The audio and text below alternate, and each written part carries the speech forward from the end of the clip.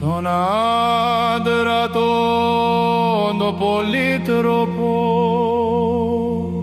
πες μου Θεά,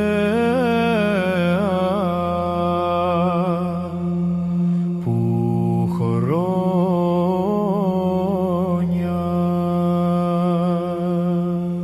πλάνχθη επετρείς η επτολή εθρον έπερσεν, παράδερνε, σαν πάτησε της τρίας στάγιο κάστρο, πολλών ανθρώπων είδαν άστα κενόν έγνο, κι ανθρώπων γνώρισε πολλών τους τόπους και τη γνώμη.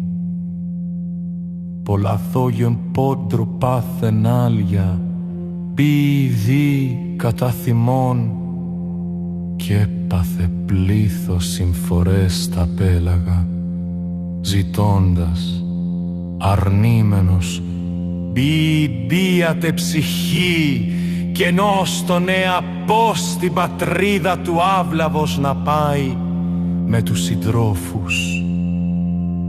Αλλουδέ ερίσατο ήγια πέρμα, κι έτσι αυτούς δε γλίτωσε, μόσον καημό κι αν είχε.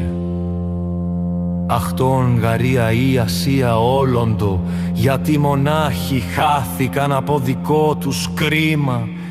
Νήπη, ήγια καταφούσια σεβή, που φάγανε του ουρανοδρόμου ήλιλου.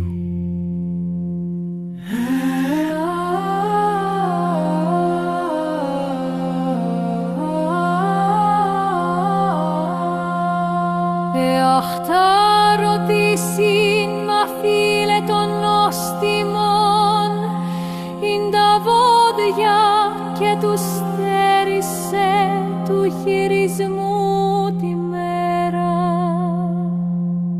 Τον μίλαγε, Θεά, θύγατερ Διός, υπέκειμην, πες τα από κάπου και σε μας, Θεά, του Δία κόρη.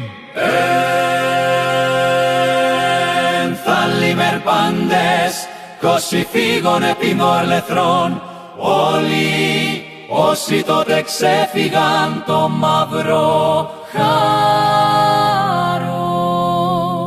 Πήγαν Βίκιεσαν πολεμώντε πεφευγότες, μείνε θάλασσα στα σπίτια τους, από γυαλούς και μάχες γλιτωμένοι, των δύο νόστου και χρημένων είναι ο διγυνακός. κι αυτόν μονάχα απόκλαιγε πατρίδα και γυναίκα.